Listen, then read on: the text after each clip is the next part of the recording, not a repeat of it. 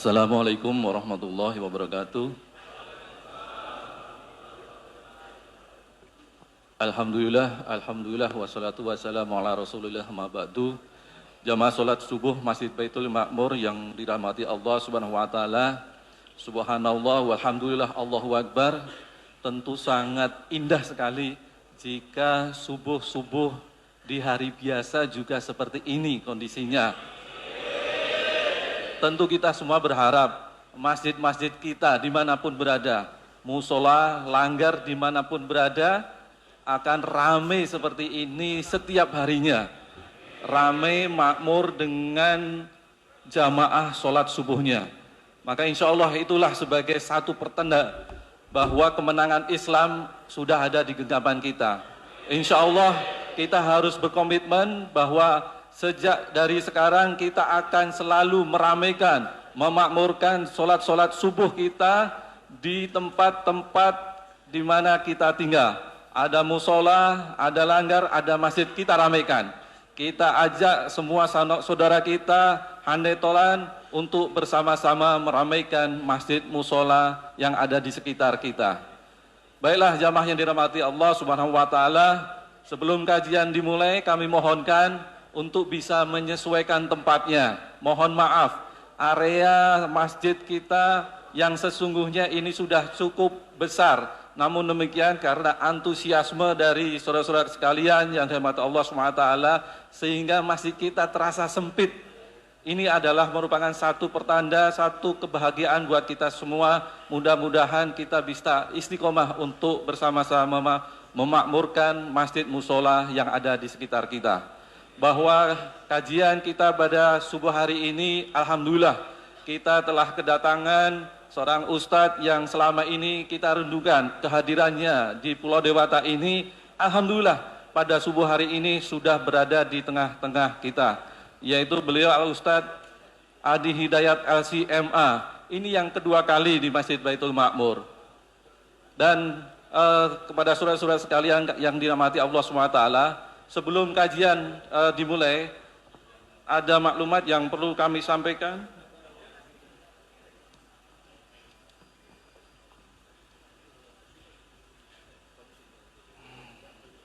Bahwa dalam kegiatan tablik abar ini bersama Ustadz Adi Hidayat, insya Allah juga akan dilakukan penggalangan dana untuk saudara-saudara kita yang ada di Palestina.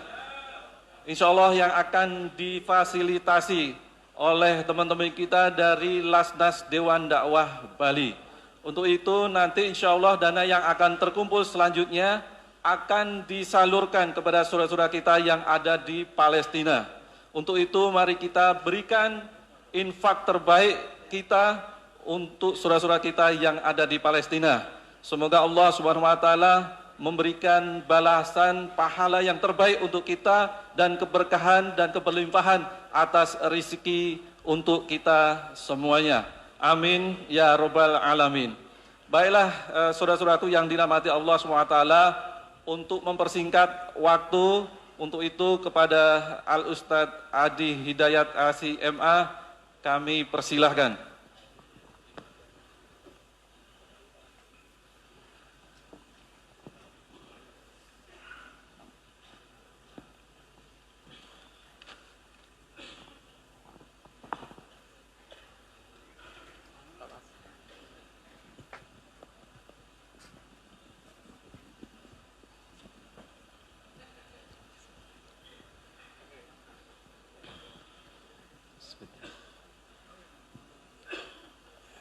Bismillahirrahmanirrahim.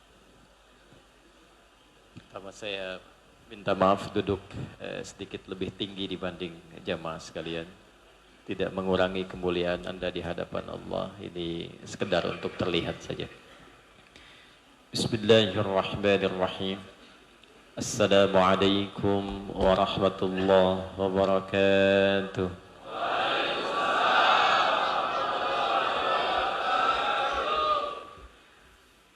الحمد لله الذي ألف بين قلوبنا فأصبحنا بنعمته إخوانا والصلاة والسلام على رسول الله الذي باقتداء سنته الشريفة أصبحنا للمتقين إماما فصلوات الله عليه وسلامه التام وعلى آله وصحبه وذرياته وأمته إلى يوم الميعاد الذي هو أماما وبعد. فيا عباد الله أوصي نفسي وإياكم بتقوى الله فقد فاز المتقون فلا تموتن إلا وأنتم مسلمون. فقال تعالى يا أيها الذين آمنوا اتقوا الله حق تقاته ولا تموتن إلا وأنتم مسلمون. Jamaah sekalian yang seluruhnya tanpa kecuali, semoga kita semua yang hadir saat ini dirahmati dan diberkahi oleh Allah Subhanahu wa Ta'ala. Semoga kita digolongkan pada bagian dari doa Nabi sallallahu alaihi wasallam yang sangat viral disampaikan di kalangan ulama, dikhususkan pada orang-orang yang menghidupkan waktu-waktu subuh saat Nabi menyampaikan wa kama qala Rasulullah sallallahu alaihi wasallam Allahumma barik fi ummati fi bukuriha. Ya Allah, anugerahkanlah keberkahan pada umatku di waktu awal-awal paginya, di waktu subuhnya. Nabi memohonkan pada Allah Subhanahu wa Ta'ala agar setiap umatnya yang bisa menghidupkan waktu subuh, yang bisa menggerakkan dirinya sejak mulai di waktu subuh, agar diberikan awal keberkahan oleh Allah Subhanahu wa Ta'ala dalam menjalani kehidupannya. Hadirin berkah itu secara singkat berarti istimraru ziyadatil khair, keberlangsungan konsistensi pada kebaikan. Barakah itu ziyadatul khair, selalu bertambah nilai-nilai kebaikannya. Jadi kalau Nabi mendoakan orang yang menghidupkan subuh, menggerakkan dirinya sejak waktu subuh, itu artinya ada nilai-nilai perubahan pada dirinya untuk selalu mendorong kegiatannya pada yang baik-baik. Karena itulah orang-orang yang menggerakkan dirinya sejak mulai subuh, didoakan oleh Nabi, di antara ciri keberhasilan doanya, aktivitas subuhnya mampu merubah dia menjadi pribadi yang lebih baik. Itulah yang menjadikan para ulama-ulama kita, baik yang berada di Timur Tengah, di luar negeri, sampai dengan di Indonesia, itu memiliki satu kesimpulan yang sama dari penggalian ayat-ayat Al-Quran dan hadis-hadis Nabi Muhammad sallallahu alaihi wasallam. Jika seseorang ingin merubah dirinya menjadi lebih baik, maka di antara waktu-waktu salat yang ia istiqamahkan, itu dianjurkan, disarankan untuk memulai menghidupkan waktu subuh. Disarankan untuk menghidupkan waktu subuh, karena jaminan dalam Al-Qur'annya begitu kuat, dan penegasan dari Nabi sallallahu alaihi wasallam dalam hadis-hadis beliau juga begitu mengikat. Subuh itu satu-satunya waktu salat yang diberi nama langsung oleh Allah dengan dua nama. Dengan dua nama di dalam Al-Qur'an. Yang pertama disebutkan dengan subuh dalam Quran surah At-Takwir, surah 81 di ayat yang ke-18. Allah Subhanahu wa Ta'ala berfirman dan bersumpah dalam firman-Nya, "Was-subhi idza tanaffas." Yang kedua diberi nama dengan fajar. Dan ini yang sangat menarik, karena waktu-waktu salat di luar yang fajar, di luar yang subuh, di ayat ini diisyaratkan dengan nama umum, disebutkan lewat esensi nama salatnya. Tapi fajar disebutkan langsung dengan namanya dan disertakan keistimewaannya. Al-Quran surah ke-17 Al-Isra di ayat yang ke-78. Allah Subhanahu wa Ta'ala berfirman, Aqimis salata liduluki syamsi ila ghasaqil layli wa qur'anal fajr. Inna Qur'anal fajri kana mashhuda. Aqimis salah, tunaikan olehmu salat dengan sempurna, semampu yang engkau bisa lakukan.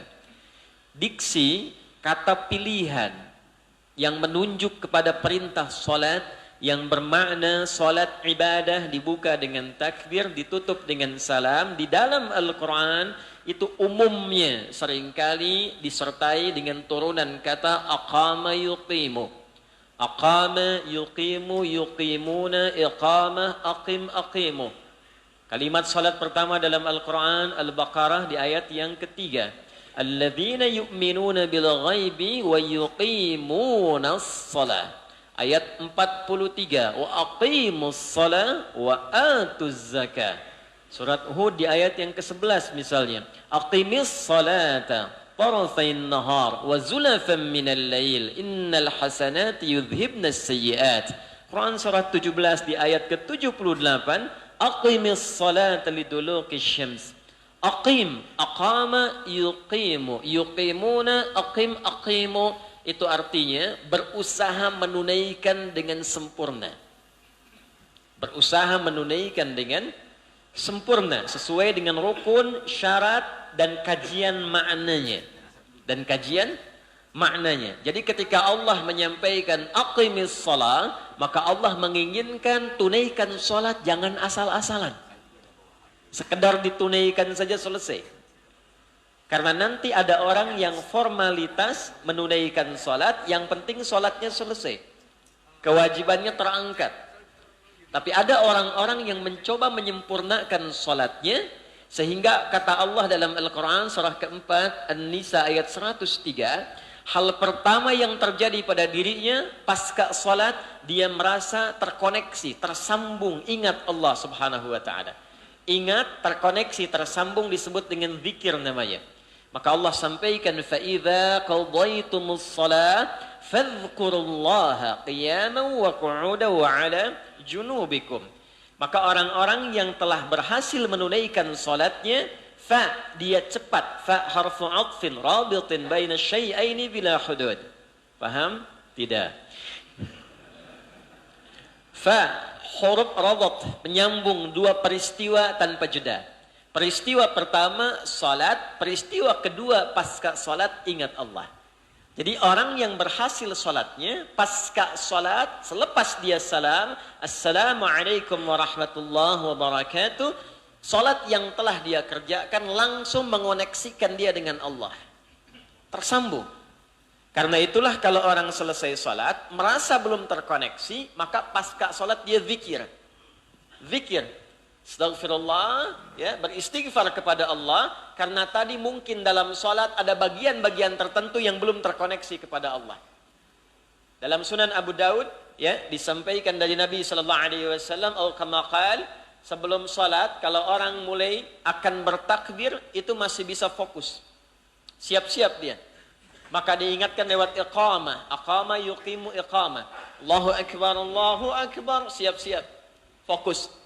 Hadirkan kita akan menghadap Allah dan mungkin saja itu salat terakhir yang kita tunaikan. Al-Baqarah ayat 45 sampai 46. Maka Nabi mengatakan sallu salatan muwadda'. Siap-siap salat dan rasakan mungkin ini salat terakhir yang kita tunaikan supaya membawa kekhusyuan.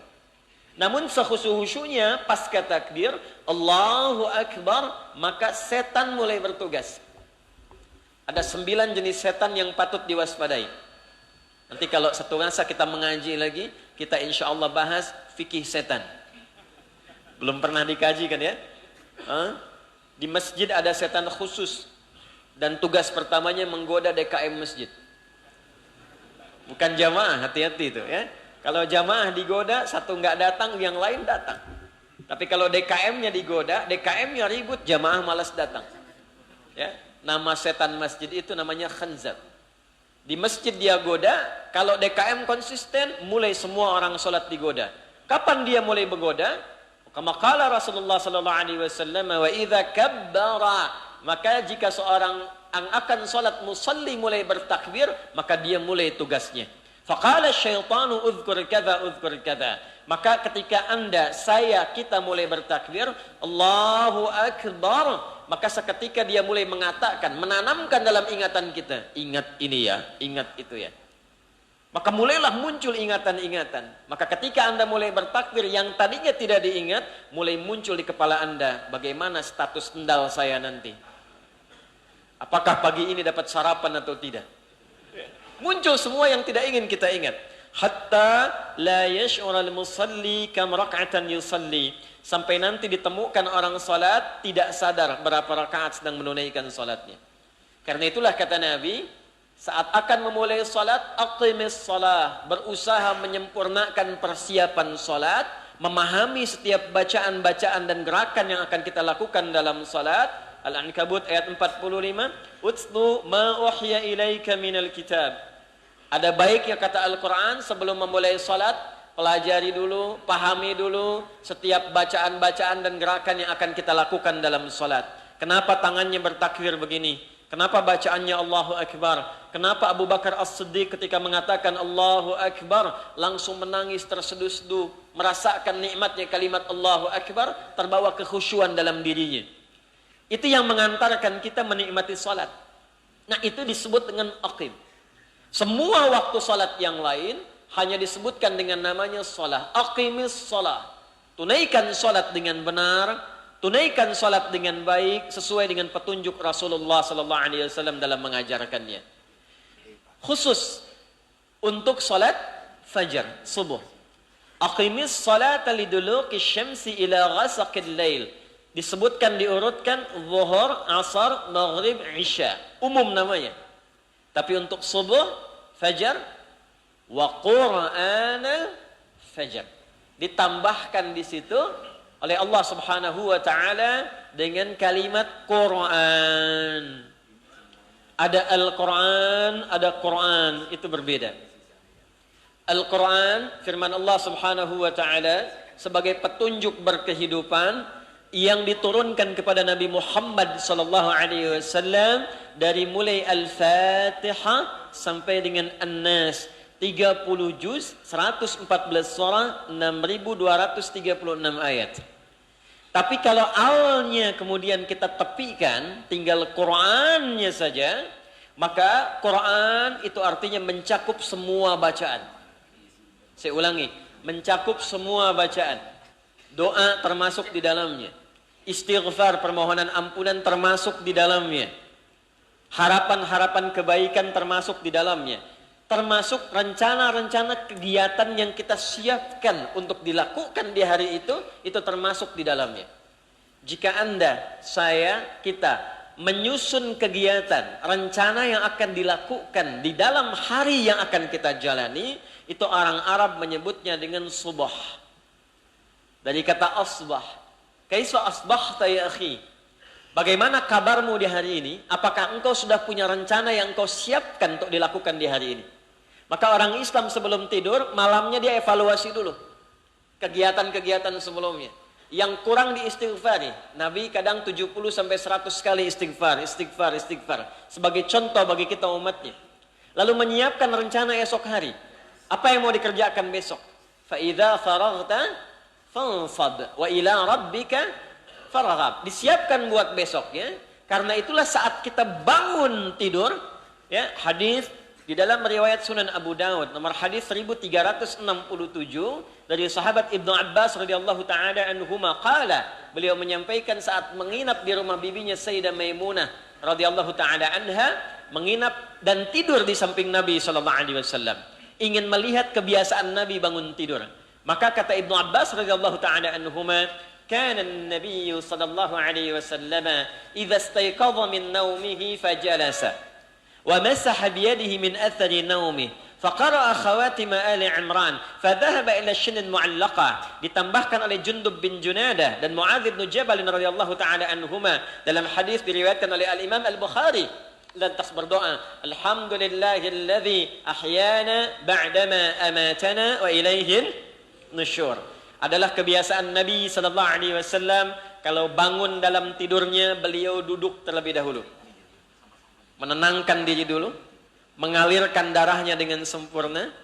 Wa masaha biyadihi min athari naumi lantas menghilangkan bekas ngantuknya dengan bagian tangannya yang diduga bersih. Karena nanti ada hadis lain, kalau Anda bangun tidur, cuci tangan dulu, karena boleh jadi Anda tidak tahu kemana tangan itu berkelana saat Anda tidur. Maka dengan bagian yang bersih, hilangkan dulu bekas ngantuknya. Jangan Anda baru bangun langsung alhamdulillahilladzi ahyana ba'dama. Membaca doa saat ngantuk sehingga dibacakan dalam keadaan tidak sadar. Ya, bangunnya memang jam 4, subuhnya 4.36. Tapi kan saat bangun masih ngantuk. Alhamdulillahilladzi, begitu sadar 6.34. Ya. Dibalik ya. Sadar dulu baru berdoa. Apa doanya? Alhamdulillahilladzi ahyana. Terima kasih ya Allah. Aku memujimu yang telah memberikan aku kesempatan untuk hidup di hari ini. Sesuai dengan ajal yang telah engkau tetapkan kepadaku. Ba'dama amatana. Setelah engkau menahan nyawaku sebagai pengingat tentang kematian dalam tidurku. Makanya waktunya disebut dengan Isya. Asya itu masih sibuk. Masih sibuk mencari ma'isyah. Kalau harakatnya dari fathah turun ke kasrah, itu artinya khafad, rendah, turun, kasrah, hancur, hilang, sirna. Maka ditutup mata kita, latihan. Siapa yang bisa menjamin besok terbuka lagi matanya? Maka kita katakan terima kasih ya Allah. Engkau tahan nyawaku saat tidur sebagai berlatih persiapan untuk wafat. Engkau berikan kesempatan aku hidup di hari ini untuk menyempurnakan kegiatan-kegiatan sebelumnya. Wa ilaihin nusyur. Aku berjanji ya Allah hari ini aku telah menyiapkan rencana sebagai bekal terbaik supaya aku punya bekal yang cukup untuk pulang kepadamu. Menyebar untuk kembali disebut dengan nusyur. Aku berjanji hari ini akan cari bekal supaya saat engkau wafatkan sekalipun hari ini siap bekalku untuk pulang. Nah, bekal yang kita siapkan, kita rumuskan itu disebut dengan subuh namanya. Was-subhi idza tanaffas. Aku bersumpah demi waktu subuh yang saat tiba itu semua kegiatan direncanakan. Semua kegiatan akan dimulai. Maka matahari membelah kegelapan malam, tanaffas. Tumbuhan mengeluarkan oksigen, tanaffas. Manusia yang dihisab menyiapkan rencananya. Bagaimana rencana itu bisa dieksekusi dengan baik? Bawa dulu ke hadapan Allah untuk disampaikan, dimohonkan dalam doa kita guna merespon pancaran iman saat dipanggil dalam suara azan. Itu yang dimaksud Quran surah ke-8 Al-Anfal di ayat yang kedua. Innamal mu'minuna alladzina idza dzukirallahu wajilat qulubuhum. Ciri insan beriman itu kalau masih merasa ada iman dalam dirinya akan dites oleh Allah. Idza dzukirallah, jika disebutkan, dipanggil dengan nama Allah, diperdengarkan di telinganya. Dalam bahasa Arab telinga disebut dengan udhun. Jamaknya disebut dengan azan. Maka diperdengarkan dalam telinga kita 5 kali dalam pergantian waktu setiap hari. Mulai awal bangun, muncul siang, kemudian mendekat kepada maghrib, muncul maghrib dan mendekat kepada masa gelap isya. 5 kali pergantian waktu dalam sehari diperdengarkan nama Allah untuk mengecek ada iman enggak? Masih ada iman enggak dalam diri kita? Karena nanti akan terjadi kata Nabi, yusbihu mu'mina wa yumsi kafira. Ada orang yang paginya masih ada iman, sorenya hilang. Ada wa yumsi mu'mina yusbihu kafira. Sorenya masih ada iman, paginya hilang. Maka dicek, Allahu Akbar, Allahu Akbar. Nah, nanti kalau masih ada iman, wajilat qulubuhum. Ada konfirmasi di hatinya. Ya Allah, sudah azan. Siap-siap. Dipanggil 436, Allahu Akbar, Allahu Akbar. Sadar dia, ya Allah, sudah azan. Siap-siap, ambil wudhu, siap sholat. Saat dipanggil, dia siap. Itu artinya imannya standar. Belum kuat, tidak lemah, standar. Anda kerja jam 7, datang ke kantor jam 7, standar kan? Standar, pas dipanggil, pas datang. Kalau Anda dipanggil 4.36, Anda bangun setengah 4, Anda bangun jam 3, itu di atas standar. Nah itu kalau dibiasakan bangunnya sebelum subuh, lalu membiasakan tahajud, lalu setelah itu menunggu waktu subuh, sambil miring ke kanan, tidur-tiduran, berbaring, sambil istighfar. astagfirullah, astagfirullah. Konsisten selama hidup, itu disifati oleh Al-Quran, langsung Allah yang menyampaikan, itulah calon penghuni taman surga yang sedang beraktivitas di bumi.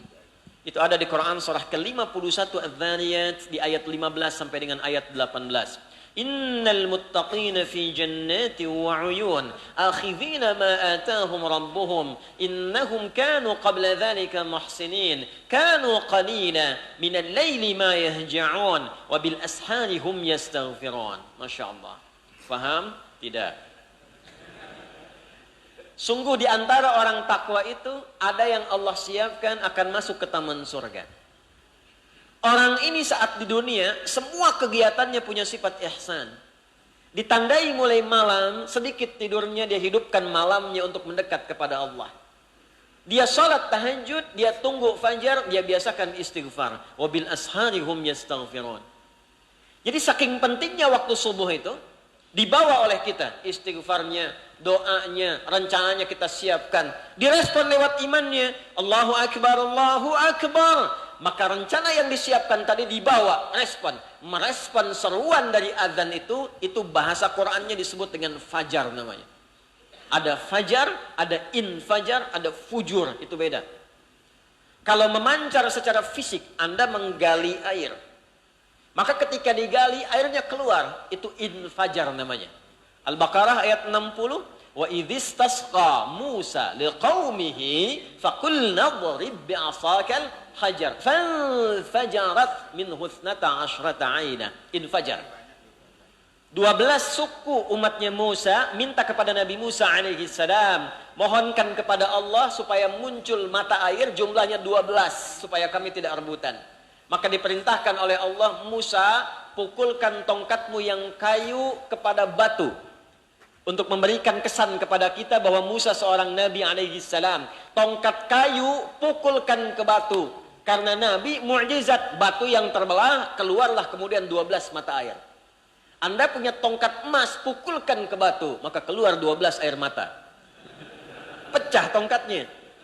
Ya, ini batunya yang pecah, keluar 12 mata air, memancar, pancarannya infajar. Pancaran dari nafsu yang kurang bagus itu fujur namanya. Quran surah 91 ayat 7 sampai 8, wa nafsin wa ma sawwaha fa alhamaha fujuraha wa taqwaha. Nih, dorongan untuk berdusta, amarah, dorongan untuk berbuat yang tak baik, yang iri, yang dengki, dendam, munculnya dari fujur. Jika dia keluar dari fujur, mengeluarkan perbuatan buruk, masuk ke mata melotot, masuk ke lisan, keluar kata-kata kotor, masuk ke tangan ingin mukul pada tempat yang tidak dibenarkan. Ketika keluar perbuatannya disebut su namanya. Fujur dari nafas ketemu su, maka digabungkan nafas dan su menjadi nafsu. Di mana ditemukan ini? Quran surah ke-12 Yusuf di ayat ke-53. Wa ma ubarni'u nafsi innan nafsa la'ammaratum bisu illa ma rahima rabbi. Nafas ketemu su jadi nafsu. Maka ketika dipanggil, bukan fujurnya, bukan infajar, tapi fajarnya yang keluar. Pancaran keimanan kita.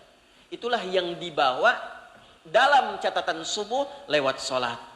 Mintalah dalam sujud, ya Allah mudahkan rencana hamba supaya hari ini bisa ibadah maksimal. Sholatnya lancar, dengan tetangga baik, tetangga diberikan hidayah, disehatkan yang sakit, diberikan kemuliaan. Itu yang disebut dengan subuh. Itu yang Nabi katakan, Allahumma barik li ummati fi bukuriha. Ya Allah, rubah keadaan umatku dari sejak subuh menjadi lebih berkah, lebih baik hidupnya, lebih punya harapan, lebih jernih pikirannya, lebih baik kehidupannya. Itulah manfaatnya salat subuh.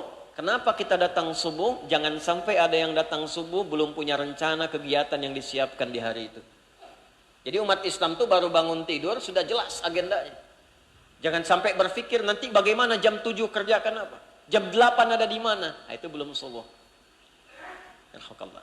Nah, inilah yang bisa kita dapatkan dalam kesempatan subuh ini. Mudah-mudahan Allah menjadikan kita dalam subuh ini subuh yang terbaik di antara subuh yang telah kita tunaikan. Ini muqaddimahnya. Kita belum mulai ini. Ini muqaddimah ya. Kayaknya saya semangat sekali. Ya. Nah, saya tidak menginginkan kita itu mengerjakan sesuatu tapi tidak memahami apa yang dikerjakan. Karena spiritnya dalam Islam, kerjakan sesuatu dengan ilmunya supaya apa yang kita kerjakan mendapatkan pemahaman yang baik dan hasilnya bisa memuaskan. Itu ada di Quran surah ke-17 ayat 36. Wala taqfu ma laysa laka bihi ilm. Innas sam'a wal basara wal fuada kullu ulaika kana anhu mas'ula.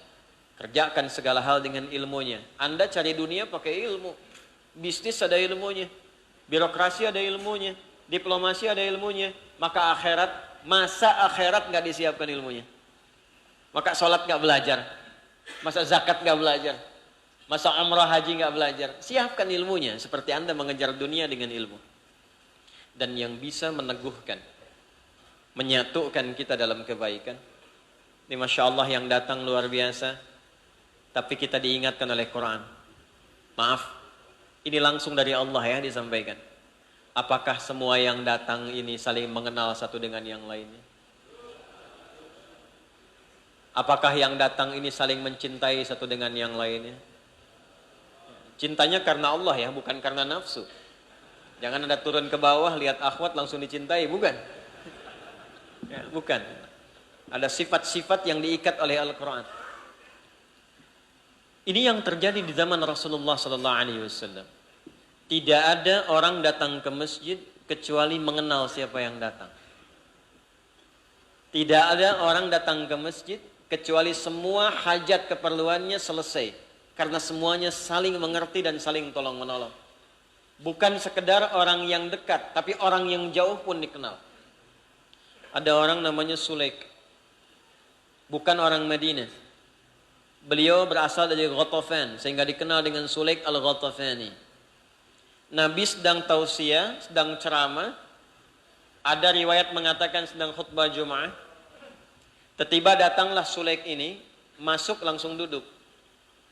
Orang Madinah tahu kalau datang ke masjid berniat untuk i'tikaf, duduk untuk belajar, mendengar khutbah atau ibadah tertentu di masjid, maka sholat dulu 2 rakaat baru duduk. Sunnahnya demikian. Nah ini karena bukan orang Madinah, beliau belum tahu. Perhatikan indahnya lisan Nabi SAW. Tidak menunjuk, tidak menyebut nama, tapi membuat kalimat umum sehingga jamaah itu memahami dengan pahaman yang halus, yang lembut, dan tidak mengarahkan kemudian harapannya atau kemudian tidak mengarahkan pada tuduhannya pada satu orang semata. Jadi kalau terjadi satu kasus pada satu orang, Anda ingin meluruskan, jangan tekankan pada orang itu, bikin kalimat yang umum sehingga dia tidak merasa terendahkan dengan perilakunya, tapi merasa terangkat untuk berbuat baik. Kata Nabi, "Idza dakhala ahadakumul masjida fala yajlisa hatta yusalli rak'atain." Jamaah, kalau kita semuanya ini masuk ke masjid, ingin i'tikaf, ingin belajar, ingin ibadah khusus di masjid, maka akan lebih baik kalau sholat dulu 2 rakaat, baru kemudian duduk. Jamaah Madinah tahu semua. Dan hebatnya mereka mengerti, oh ini ada tamu baru yang belum paham. Maka Nabi seakan menunjuk dengan hadis tadi, ini bukan sekedar hadis tentang tahiyatul masjid. Tapi asbab dari sini salah satunya adalah untuk menunjukkan kita punya saudara baru. Yang datang dari tempat lain, coba cari tahu siapa dia. Apa kebutuhan dia. Bersaudara kalian dengan dia. Karena dia datang dari jauh, belum tahu kebiasaan kita yang di Madinah ini. Maka ba'da peristiwa itu, setelah Nabi tausiah selesai, semua mengerebut berlomba jadi orang pertama untuk mengenalinya. Sampai dalam kasus lain kata Nabi, perhatikan kalimatnya. Ini ada saudara kita datang jauh-jauh. Saudara baru kita. Siapa yang mau menjamunya? Allahu Akbar, semua angkat tangan. Dan saling berebut. Saling berebut. Maka yang pertama angkat tangan ditunjuk oleh Nabi SAW. Fulan, kamu yang menjamu. Nah si fulan yang angkat ini bukan orang kaya. Bukan orang berada. Stok di rumahnya itu hanya tinggal satu bagian makanan untuk anak-anaknya. Dan itu pun dihemat-hemat. Bapaknya belum tentu makan, ibunya belum tentu makan. Itu makanan khusus untuk anak-anaknya. Maka dengan bangganya dibawa tamunya, pulang ke rumahnya. Sampai dekat rumahnya, didahulukan beliau masuk mengabarkan pada istrinya, sayang, kita punya berkah hari ini. Allahu Akbar. Sayang, kita punya berkah, anugerah dari Allah hari ini melalui Rasulullah SAW. Apa itu, Pak? Ada tamu. Siapkan jamuan terbaik untuk tamu kita. Ini saya cuma tanya aja ya. Anda punya makanan terbatas di rumah untuk anak-anak. Ibu di bawah ya. Tiba-tiba makanan udah disiapkan, anak-anak udah dipersiapkan untuk makan, suami datang. Ma, sayang, ada tamu nih, siapkan makanan buat tamu. Kira-kira kalau antum di posisi itu, responnya gimana tuh? Yang bener aja mas, ini kan makanan tinggal segini gitu ya. Apa yang terjadi? Alhamdulillah yang telah memilih kita untuk menjamu tamu itu. Maka anaknya kemudian disiapkan, tidurkan sampai anaknya tidur. Istrinya menyiapkan makanannya. Setelah tersiap tersaji di satu bagian piring saja. Yang lainnya kosong, dipadamkan cahayanya. Dibawa tamunya. Yang tamu makan dengan lahap, yang tuan rumah pura-pura makan. Besoknya berangkat dengan keadaan nyaman, laparnya hilang, hajatnya terpenuhi. Maka ketika kembali bertemu dengan Nabi, turunlah kemudian Quran surah ke-59 ayat 9 sampai 10 itu.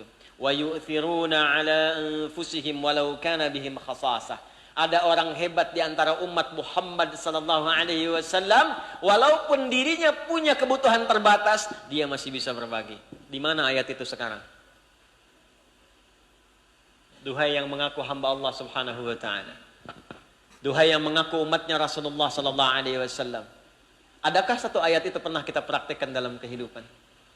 Ya ayyuhan nasu inna khalaqnakum min dzakari wa untha wa ja'alnakum syu'uban wa qabaila lita'arafu.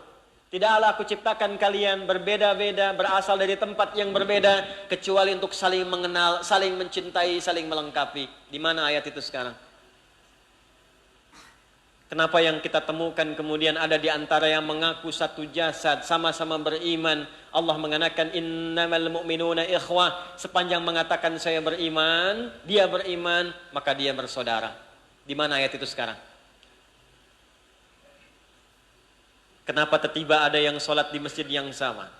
Qurannya sama, nabinya sama. Kok tiba-tiba saling melukai? Ada yang mencela, ada yang merendahkan, ada yang saling tuduh.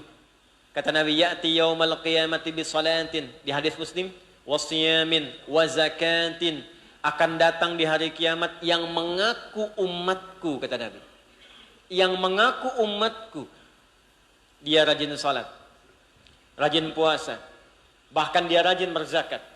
Wa ya'ti qad syatama hadza, cuman sayang dia pun rajin mencela. Wa qadhafa hadza, ada yang saling menuduh. Wa akala mala hadza, mengambil hak orang lain, yang korupsi, yang nyogok, yang nyuap. Wa daraba hadza, ada yang senangnya berkelahi aja. Berkelahi dengan fisik, berkelahi dengan tautan, berkelahi dengan status, berkelahi dengan hoax. Puncaknya, wasafaka dama hadza, dan menumpahkan darah, menyebutkan nama-nama Allah di dalamnya. Tembak orang, Allahu Akbar, bom orang, Allahu Akbar, tanpa aturan yang dibenarkan. Dan itu terjadi. Saya waktu tausiah di Lampung, dan kita sangat bermohon kepada Allah tidak akan pernah terjadi lagi yang demikian. Bom di Jalan Tamrin meledak. Jemaah langsung angkat tangan, nih posisi depan begini. Ustaz, apakah bom di Jalan Tamrin itu termasuk jihad fisabilillah? Saya bilang, Mas, sependek pengetahuan saya, jihad fisabilillah itu adalah jihad di jalan Allah, bukan di Jalan Tamrin.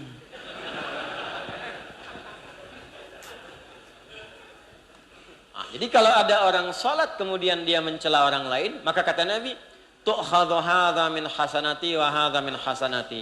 Pahala sholatnya langsung diambil, ditransferkan kepada yang dicela itu. Ada orang puasa, lantas fitnah orang lain, pahala puasanya diambil, diberikan, ditransfer kepada yang difitnah itu. Fa in faniyat hasanatuhu, kalau sudah habis kebaikannya, sisa satu dosa. Pernah gibahkan orang. Saya tidak, Ustaz. Bagus, tidak seperti dia tuh. Kalau dia itu, nah sama tuh. Nah saat itu dilakukan, bekal baiknya nggak ada. Maka dosa-dosa orang yang digibahkan tuh diambil sesuai kadar keburukannya, ditimpakan kepada orang tadi. Faturiha finnar, maka dicuci dulu di dalam neraka dengan dosa tadi. Alhamdulillah. Itu orang muflis. Nah, Nabi sudah mengkhawatirkan 15 abad yang lalu akan terjadi sifat-sifat demikian. Bawa ke internal umat Islam dulu. Terjadinya di dalam umat Islam sendiri. Terjadinya di kalangan orang yang mengaku beriman. Karena itulah kemudian ada langkah preventif. Langkah pencegahan. Yang Allah langsung bimbingkan dalam Al-Quran. Supaya di antara orang beriman itu punya perisai dalam dirinya. Agar ketika setan datang dengan provokasi-provokasi untuk memecah belah di antara umat Islam dan insan beriman. Kita sudah siap menghadapinya. Oh ini setan. Tepikan. Oh ini setan. Tepikan. Maka turunlah kemudian, dan di sini inti kajian kita akan dimulai. Turunlah Quran surah ketiga Ali Imran di ayat 103. Saya ulang, Quran surah ketiga Ali Imran di ayat 103. Allah Subhanahu wa taala berfirman, saya cepat, wa'tasimu bihablillahi jami'an wa la tafarraqu. واذكروا نعمة الله عليكم إذ كنتم أعداء فألف بين قلوبكم فأصبحتم بنعمته إخوانا. Perhatikan baik-baik. Izin saya lambatkan sedikit uraiannya karena kita sekarang masuk pada inti bahasannya. Cukuplah dalam bahasa bebasnya ya. Cukuplah kata Allah sifat-sifat saling bermusuhan. Saling mencederai, menjatuhkan, menuduh, itu terjadi di kalangan jahiliyah saja.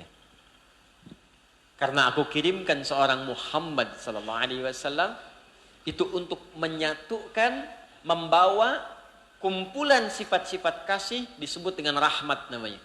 Quran surah ke-21 ayat 107, "Wa ma arsalnaka illa rahmatan lil alamin." Dengan rahmat itulah dibimbing orang yang tadinya berkelahi, saling mencela, menjatuhkan, permusuhan. Dengan rahmat Allah itulah kemudian disatukan dalam bingkai kasih sayang yang saling mensupport, yang saling mencintai. Jika ada terjadi perbuatan-perbuatan seperti tadi disampaikan, itu ciri khas jahiliyah kata Allah. Apa yang bisa merubah kita, menjauhkan sifat-sifat jahiliyah yang tidak baik tadi, celaan, rendahan, hak, saling menjatuhkan, saling melukai. Satu, wa'tasimu bihablillah. Bersatulah kalian kata Allah, saling menguatkan. Apa patokannya? Jadikan pedoman utama untuk bersatu itu Al-Quran. Alhamdulillah. Al-Quran. Itulah sebabnya Allah tidak mengirimkan tongkatnya Nabi Musa di jahiliyah. Tidak menyampaikan mukjizatnya Nabi Isa di jahiliyah. Tapi Allah khusus menurunkan Al-Quran di tempat yang paling terbelakang, tingkat kriminalnya tinggi, dan ditunjukkan lewat perjalanan sejarah sampai dengan kini, berhasil merubah mereka menjadi umat terbaik yang pernah hidup di bumi. Anda kebayang nggak? Enggak ya, kan belum saya sampaikan tuh. Ya. Ada orang tiap hari mabuk 5 kali. Alhamdulillah. Dan di zaman jahiliyah, informasi saya, tadi malam juga saya sampaikan, kalau ada orang mabuknya 5 kali, itu artinya pemabuk amatir. Itu amatiran, zaman jahiliyah. Ini ada minimal mabuknya 5 kali sehari, hobinya nantangin orang duel. Jadi sebelum berduel dia sampaikan dulu pada orang-orang, kita bertemu di Bukit A, tapi sebelum datang pamit dulu pada ibu yang telah melahirkannya, karena dia akan pulang tanpa nama. Hobinya berkelahi, sampai juga hendak berkeinginan membunuh Nabi. Tapi kemudian orang ini berubah jadi orang terbaik di zamannya. Orang yang tegas pada kemuliaan. Orang yang punya kejeniusan tinggi merumuskan berbagai aspek berkemajuan. Dia yang menemukan pertama kali teori belusukan tanpa kamera. Ya. Mengikuti petunjuk Nabi SAW. Dia yang punya kebijakan belajar yang modern pada zamannya, sehingga bisa di copy paste di kekinian. Ya, dialah Umar bin Khattab radhiyallahu taala anhu yang cuma digetarkan dengan 2 lafaz dalam Al-Qur'an. Toha. 2 huruf tuh. Cuma pakai toha bergetar jiwanya. Ya, ada getaran tersendiri. Mencoba mendalami kalimat itu, mencari Nabi sallallahu alaihi wasallam dengan toha, langsung asyhadu an la ilaha illallah wa asyhadu anna Muhammadan Rasulullah. 2 huruf langsung berubah jadi orang baik. Antum Al-Baqarah khatam, Yasinan tiap malam Jumat, Al-Kahfian pagi-pagi Jumat. Ya, kok belum baik juga misal. Ya, Umar cuman toha 2 huruf jadi baik tuh. Apa yang bisa kaji dalam Al-Quran? Kenapa Quran bisa merubah seseorang jadi luar biasa baiknya? Itulah rahasia yang Nabi sampaikan dan ini kita akan bahas insya Allah dengan sedikit detil.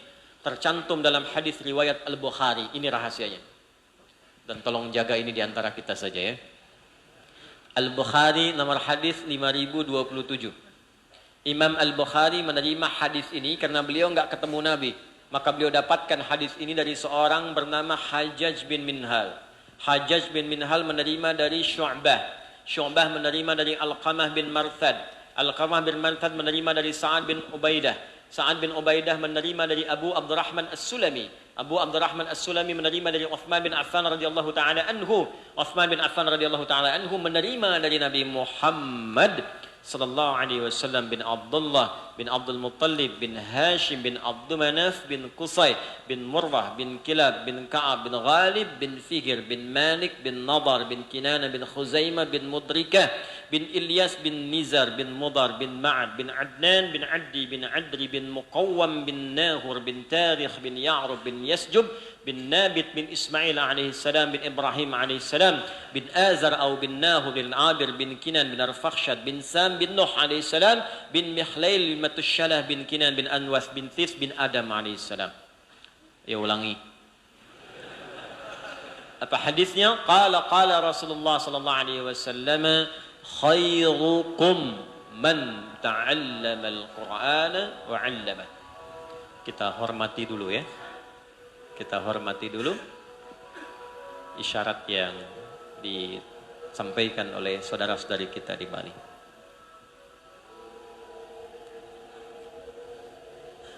Alhamdulillah. Syuruk nih. Berkah masjid ini. Ya. Subuh ada azan, syuruk ada pengingat ya. Berkah kita. Alhamdulillah. Bersyukur pada Allah. Nanti DKM dikasih tahu ya, terima kasih Pak mengingatkan gitu ya. Ya, mudah-mudahan tetap sehat semua. Jadi kami punya adzan pas subuh, punya pengingat waktu syuruk ya. Yuk fokus lagi sambil kita mengiringi juga. Apa hadisnya? Nabi sallallahu alaihi wasallam menyampaikan khairukum man ta'allama al-Qur'ana wa 'allama. Saya ulang, khairukum man ta'allama al-Qur'ana wa 'allama. Khairukum, yang terbaik di antara kalian. Perhatikan dahsyatnya hadis ini. Bukan baik, tapi yang terbaik di antara kalian. Misal, ini ada orang jujur. Maka yang terbaik di antara yang jujur. Ada orang tawadhu, maka yang terbaik di antara yang rendah hati. Ada orang sabar, maka ini yang paling penyabar, yang terbaik di antara yang penyabar. Siapa dan kapan itu bisa dicapai? Perhatikan baik-baik. Man ta'allamal Qur'ana wa 'allama. Jika Anda ingin meraih sifat itu, maka itu bisa dicapai kata Nabi dengan cara belajar Al-Quran dengan serius, karena taknya menunjukkan kesungguhan. Ya, taknya menunjukkan kesungguhan, keseriusan. Tasydid sebelum huruf akhir itu menunjukkan satu tantangan yang tidak mudah. Karena tasydid itu dari kata syiddah, sesuatu yang double, yang butuh motivasi 2 kali lipat, karena ada tantangan-tantangan yang tidak mudah. Man ta'allama al-Quran, siapa yang bisa mempelajari Al-Quran, wa 'allama, lalu mengamalkan dan mengajarkan Quran itu dalam kehidupan. Misal, maaf ya, kan Quran itu ada 6.236 ayat. Itu seluruhnya dari Al-Fatihah sampai dengan An-Nas, itu petunjuk kehidupan kita semua ada di situ. Mau jadi apapun, dari ujung kepala sampai ujung kaki, bagaimana cara memandang yang baik, yang kalau Anda keluarkan ayatnya, maka Anda akan menjadi pribadi terbaik dalam memandang, bukan sekedar melihat, tapi cara melihat Anda itu baik caranya. Ada ayatnya. Quran surah Cahaya, Quran surah 24 ayat 30 untuk laki-laki, ayat 31 untuk perempuan. Anda ingin berbicara dengan lisan, ingin bertutur, keluarkan ayatnya, bimbing lisan untuk bertutur. Misal, Quran surah ke-49 ayat 11 sampai dengan ayat 12. Keluarkan ayatnya. Begitu ayat itu dikeluarkan, Anda akan menjadi penutur yang terbaik di antara sekian orang yang bisa bertutur. Dan kata-kata itu ketika keluar, jangankan oleh orang yang beriman, orang yang belum beriman pun senang mendengarnya. Itu yang menjadikan orang-orang ketika melihat Rasulullah SAW belum berkata apa-apa itu sudah bisa menerima kebaikannya. Pernah dengar nggak seorang bernama Jundub bin Junadah? Belum dengar. Kalau Abu Dzar Al-Ghifari kenal nggak? Kenal di mana? Ini Abu Dzar Al-Ghifari ini nama aslinya Jundub bin Junadah. Itu pimpinan begal.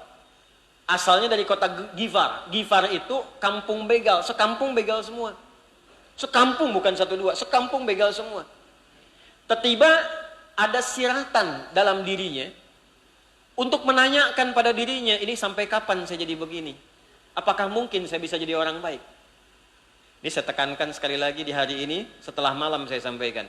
Jika Anda mendapat kilatan seperti itu artinya Allah sedang mencintai Anda, menurunkan hidayah pada diri Anda supaya diikuti. Siapapun di muka bumi ini, seburuk apapun, itu pasti mengalami peristiwa demikian. Siapapun itu. Karena rahmat Allah menjadikan Allah bersikap adil, semua manusia sebelum nyawanya sampai di kerongkongan diberikan haknya untuk kembali pada kebaikan. Sekalipun itu Firaun. Firaun Firaunnya tetap mendapatkan haknya, bahkan dikirimkan 2 orang nabi langsung, Musa dan Harun. Cuman sayang Firaunnya tidak mau mengambil itu.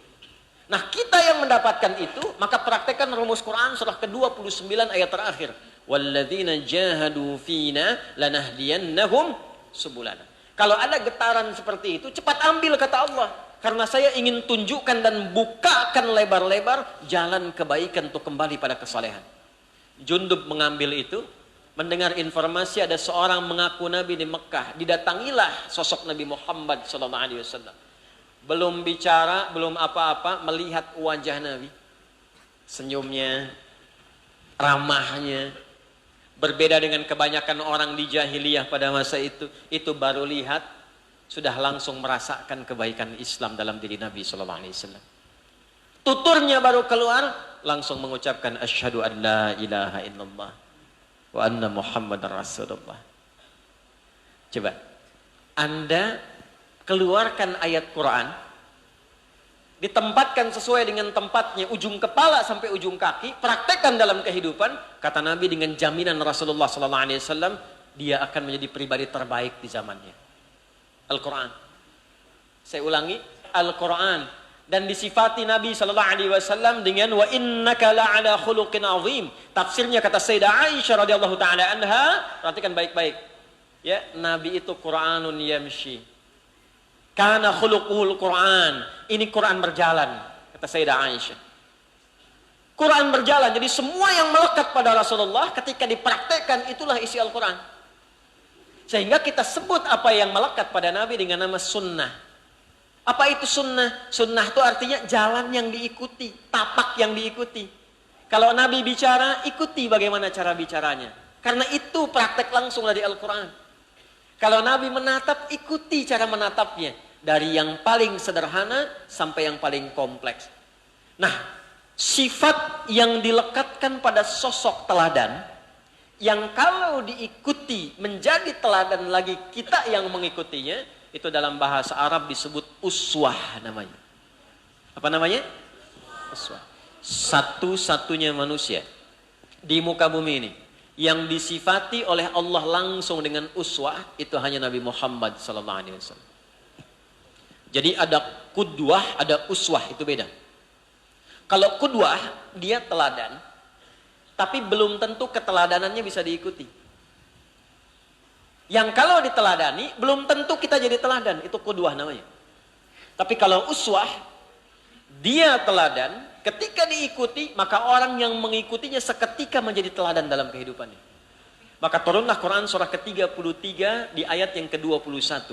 Laqad kana lakum fi Rasulillahi uswatun. Nah, teman-teman yang ngaji qiraat, itu uswah bisa dibaca dengan dua cara.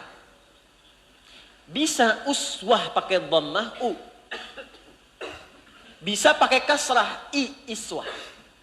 Di riwayatnya Qalun atau Warash dari Nafi', kita bacanya begini. Laqad kana lakum fi Rasulillahi iswatun hasanah. Iswatun hasanah. Riwayat Hafiz dari Asim, laqad kana lakum fi Rasulillahi uswatun hasanah. U. Kenapa bisa dibaca u, bisa dibaca i? Kami mendalami ilmu bahasa Arab untuk mencintai dan memahami Al-Quran. Ternyata Masya Allah, dalam Quran itu bukan hanya ayat, bukan hanya kalimat, bukan hanya lafaz, bukan hanya huruf. Setiap harokat ada maknanya. Setiap harokat. Contoh, kalau harokat miring, miring di atas namanya apa? Fathah. Kalau di bawah? Kasrah. Kalau bulat begini? Sukun. Kalau bulat ada ekornya? Dhammah. Nah itu ada maknanya. Misal begini, kalau dia kasrah, i itu di bawah khafad. Ya. Kenapa disebut kasrah? Kasrah itu dari kasrah, kasrah zujaj, kaca pecah. Maka pecahannya menunjukkan yang kecil-kecil dan rendah. Jadi kalau ada kalimat menggunakan kasrah, itu maknanya menunjukkan kelembutan atau sesuatu yang kecil dan rendah. Kecil atau lembut. Makanya perempuan itu selalu dilekatkan kasrah. Laki-laki fathah. Anta a laki-laki, perempuan anti. Jazakallah khair, ka laki-laki, jazakillah khair, i perempuan. Kenapa perempuan pakai i? Karena perempuan cenderung lebih lembut. Lebih lembut dalam bertutur, dalam bersikap, i suaranya kecil. Antum itikaf malam-malam, keluar dari sini, di atas pohon tuh ada suara tuh. Hihihi, gitu kan? Nah, nggak usah lari, tunjuk kasroh ya. Saya punya kisah nyata ini. Saya diajak jamaah ke Garut, jamaah kami senior. Begitu sampai Garut, itu qadar Allah beliau punya pohon sukun tuh. Dimasak oleh istrinya, dihidangkan oleh suaminya, kami makan sama-sama. Terus kata kawan kami ini, Ustadz, ini sukun silahkan, masih panas, anget-anget. Saya bilang, Pak, ini bukan sukun, ini fathah. Kalau sukun, dia masih di atas bulat tuh. Jatuh ke bawah, kasrah. Kalau Anda buka-buka, terbuka Anda goreng, fathah. Kalau banyak begini, dhammah. Saya kira cukup ya sampai di situ, rupanya dianggap serius. Walaupun itu juga bukan sesuatu yang salah kan. Maka dibawalah nampan sukun itu, kembali ke dapur, dia katakan pada istrinya, Mama, kata Pak Ustadz ini bukan sukun. Apa Pak? Fathah. Ini kisah nyata, saya kalau cerita nggak pernah yang fiksi itu. Nyata dialami. Ini fathah katanya. Ya. Balik. Jadi kalau pakai iswah itu menunjukkan yang kecil-kecil. Kalau pakai uswah, dhammah dari kata indhamma, banyak, rafa, tinggi, menunjukkan yang tinggi-tinggi. Jadi Rasulullah itu semua aktivitasnya, jangankan yang tinggi-tinggi, yang kecil-kecilnya kalau diikuti jadi teladan. Menatapnya, senyumnya, Masya Allah.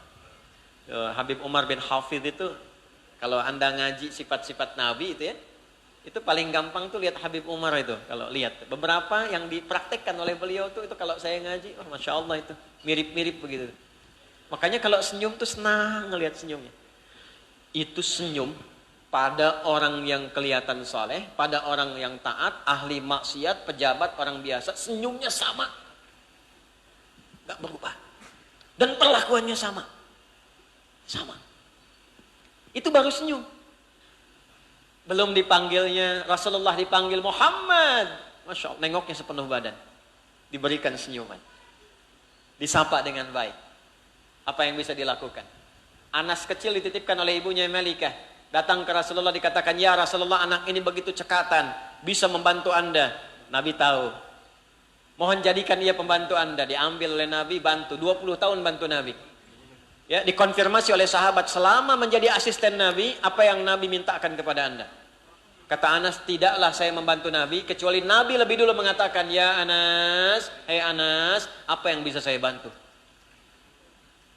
Pakaian sobek jahit sendiri, makan bersihkan sendiri. Anas tuh 20 tahun ternyata ya dibantu oleh Nabi untuk belajar akhlaknya Nabi Muhammad SAW. Rasulullah. Jadi semua yang kecil-kecil sekalipun sederhana bisa diikuti karena isinya Quran. Apalagi yang besar-besarnya. Sahabat beberapa penasaran. Kalangan elit sahabat, ya, Abdullah bin Mas'ud radhiyallahu taala anhu, Abdurrahman bin Auf radhiyallahu taala anhu, Ubay bin Ka'ab radhiyallahu taala anhu, Muaz bin Jabal radhiyallahu taala anhu, beberapa yang lain datang pada Sayyidah Aisyah bertanya, "Kaifa kanat salatu Rasulillah sallallahu alaihi wasallam?" Lihat nanti di Al-Bukhari nomor hadis 2008 sampai 2010. Ya Sayyidah Aisyah, bagaimana cara salat malamnya Nabi sallallahu alaihi wasallam? Singkat, padat, tegas. Kata Sayyidah Aisyah, "Au kama qalat, la tas'al an husnihinna wa dhalihinna." Tolong jangan ditanya bagaimana panjang dan bagusnya salat beliau. Penasaran, diikuti. Satu malam ketika beliau tidak sedang dengan istri-istrinya, diikuti salat malamnya. Salat di belakang Nabi. Allahu Akbar. Nikmat keterangannya, kata Abdullah bin Mas'ud. Cuma rakaat pertama kami kira akan langsung ruku, ternyata 100 ayat Al-Baqarah. Udah siap-siap tuh ruku, mau takbir, ternyata nyambung sampai 286 ayat. Siap-siap ruku karena dikira Al-Baqarah selesai rakaat pertama. Abdurrahman bin Auf siap-siap, tiba-tiba Alif Lam Mim lagi. Alif Lam Mim, lanjut Ali Imran 200 ayat. Siap-siap ruku, Mu'adz sudah siap ruku, ternyata nyambung An-Nisa 176 ayat. Selesai An-Nisa, baru kemudian ruku. Rakaat pertamanya 5 juz 4 halaman. Itu besoknya orang-orang ini gak ikutan lagi. Makanya Nabi langsung komen. Hadisnya dari Ibnu Umar radhiyallahu taala anhu. Di hadis Muslim nomor hadis 749. Salatul laili masna masna wa idza khasya ahadukumul fajra falyutir rak'atan wahidah. Salat malam tuh jangan berat-berat dulu. Kalau masih amatiran, kan? Masih pemula, isyarat Nabi itu, ya, cari waktu yang dekat-dekat subuh. Subuh 4.36, bangun jam 4 kurang seperempat. Pasang alarm 3 kali. 4:04, kedua jam 4, ketiga 4:05. Alarm pertama untuk mematikan alarm kedua. Alarm kedua siap-siap. Alarm ketiga bangun. Lalu kemudian berwudu. Setelah wudu jangan baca yang tinggi-tinggi dulu. Ya, biasakan. Tampilan Anda cool, baca yang cool aja dulu. Ya. 2 rakaat pertama, qul a'udzu birabbil falaq, qul a'udzu birabbin nas. Bukan aib, boleh. Nanti witir tutup seikhlas-ikhlasnya dengan surat Al-Ikhlas. Qul huwallahu ahad. Istighfar, dekatkan ke subuh supaya lebih mudah. Itu bagi pemula. Nanti setelah nikmat, tambah lagi 2 rakaat. Tambahkan mulai dari ad-duha, al-insyirah. Setelah nikmat, tambah lagi. Sampai merasakan kenikmatan. 11 rakaat misalnya. Ada yang lebih nikmat lagi, tambah lagi. Ada yang sahabat 23, ada yang 39, ada. Nggak ada batas sampai merasakan kenikmatan. Ya. Tapi kalau mau diikuti levelnya Nabi, susah. Sayyidah Aisyah itu sedang tiduran malam. Tiba-tiba bergerak, tangannya dalam satu riwayat kena kakinya Nabi. Tek, nyenggol, bangun. Kira-kira kalau ada istri tidur, terus bergerak, itu bagian tubuhnya kena suaminya, sedang sholat suaminya. Itu tandanya apa? Nah, tandanya tempat dia tidur itu RS7. Ruangan sangat sederhana sekali, sehingga selonjoran saja susah. Nabi itu begitu, urusan ibadah paling kaya, sedekahnya paling banyak, ibadahnya paling mahal. Tapi kalau urusan dunia itu paling sederhana. Karena semua dunianya diarahkan untuk kepentingan akhiratnya. Syahidnya apa? Begitu bangun, Sayyidah Aisyah lihat kaki suaminya sudah bengkak. Rakaat pertama loh. Ya, rakaat pertama. Lalu ketika salam dikonfirmasi, ya Rasulullah, lima hakadha wa kama qalat, ya Rasulullah, sayang kenapa harus sampai seperti ini? Bukankah Anda Nabi? Alam takun madmunan, engkau kan dijamin masuk surga. Satu-satunya Rasul yang sebelum wafat, saat hidupnya, itu satu surah turun menjamin kenikmatan surganya. Inna a'tainakal alam takun ma'suma, bukankah engkau terjaga dari maksiat dan salah? Dijamin terus dijaga oleh Allah. Kenapa masih sampai sholat, sampai bengkak kakinya begini? Nabi santai menjawabnya. Afala akunu abdan syakura. Apa enggak boleh aku menjadi hamba yang mensyukuri semua nikmat ini? Nabi, Rasul dijamin masuk surga, dekat dengan Allah, akhlaknya Quran, takwa paling tinggi, ayat dan surah surganya turun sebelum wafatnya. Tapi masih sanggup sholat malam itu rakaat pertama sampai bengkak kakinya. Diikutin susah. Diikutin susah. Ada orang Nabi bukan, sahabat bukan, tabi'in bukan, ulama bukan. Maksiat masih banyak, ayat surga belum jelas. Cita-cita surga Firdaus, jaminan belum ada, ya kan? Bangun, mata bengkak. Kan? Maka kalau mau ikut ada step by step, jangan langsung ke yang paling tinggi. Semampu kita dulu, la yukallifullahu nafsan illa. Nah, maka bagian terakhirnya, ini maaf sampai jam berapa kita? Masya Allah. Bebas silakan ya. Ini catat nih sampai jam 12 yang ini nih ya. Saya 6:30 pulang ya, siap-siap lagi taklim berikutnya 11:30 nih. Ya. Insyaallah khair. Lihat sini, saya 6:30 selesai ya. Kita percepat. Perhatikan baik-baik. Ini bagian terakhirnya. Karena itulah Allah turunkan menu dalam Al-Qur'an dan di antara menu itu kita harus pelajari dengan ilmunya. Supaya merasakan satu tubuh dan bisa mengerjakannya, menikmatinya secara berjamaah. Kalau cuma jadi ayat yang kita baca, itu mendatangkan ketenangan, melahirkan pahala. Tapi kita nggak bisa menikmati isi Quran itu dalam kehidupan kita. Nah, untuk mempraktekkan itu, nikmatnya kalau berjamaah, kalau sendirian nggak kerasa. Nikmatnya lisan itu kan kalau bicara orangnya ada. Kalau bicara sendirian tuh rumah sakit jiwa banyak. Kan ada partnernya tuh. Maka bagaimana mempraktekkan itu? Kata Nabi dalam hadis riwayat Ibnu Majah radhiyallahu taala anhu, tersambung ke sahabat Abu Darda radhiyallahu taala anhu, perhatikan kalimatnya. Wa innal ulama, saya bacakan dari awal hadisnya saja. Qala Rasulullah sallallahu alaihi wasallam, man salaka tariqan yaltamisu fihi ilma, sahalallahu lahu tariqan ila al-jannah. Wa innal malaikata la tad'u ajnihataha ridan li talibil ilmi. Ya wa inna talibal ilmi yastaghfir lahu man fis samawati wa man fil ardi hatta al hitan allati fil bihar atau kama qala Rasulullah sallallahu alaihi wasallam wa innal ulama'a warathatul anbiya wa innal anbiya'a lam yurithu dinaran wala dirhama walakinnahum warathul ilma fahadduha bihadhin wafir. Paham? Tidak. Singkatnya begini, singkatnya. Kalau mau belajar, maka kata Nabi ikuti para ulama. Ikuti para ulama. Ulama yang bagaimana? Warathatul anbiya. Yang tersambung sanadnya, tersambung perilakunya kepada Nabi sallallahu alaihi wasallam. Nanti ukurannya 3. Bahkan Imam Nawawi dalam kitabnya At-Tibyan fi Adab Hamalatil Quran menambahkan 1 jadi 4. Wala yata'allamu illa mimman kamulat ahliyatuhu.